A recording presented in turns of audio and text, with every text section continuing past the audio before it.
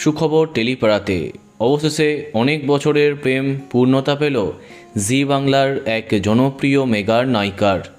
ধুমধাম করে অবশেষে বিয়ে করলেন জনপ্রিয় টেলি অভিনেত্রী ডোনা ভৌমিক। মোম পালক, টুম্পা অটোয়ালি এবং ডায়মন্ড দিদি জিন্দাবাদ একের পর এক জনপ্রিয় ধারাবাহিকে প্রধান চরিত্রে দর্শকের মন জয় করেছেন তিনি।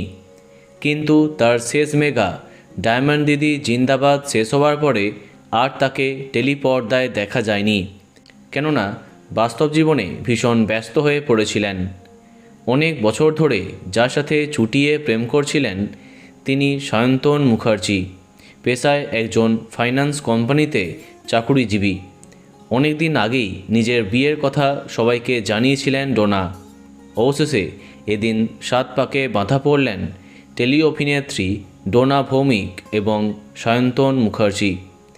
সম্প্রতি তাদের বিয়ের বেশ কিছু মুহূর্ত সামাজিক মাধ্যমে শেয়ার করেছেন নায়িকা।